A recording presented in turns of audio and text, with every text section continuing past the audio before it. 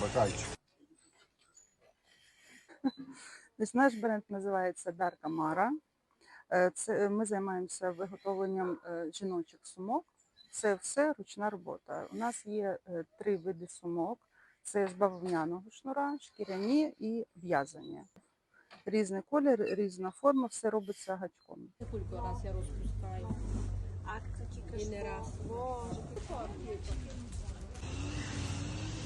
Сабіночка.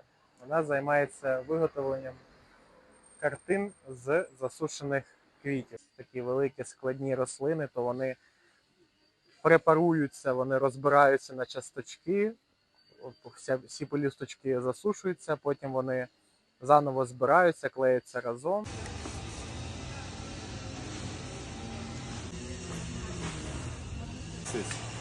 Бокальчик.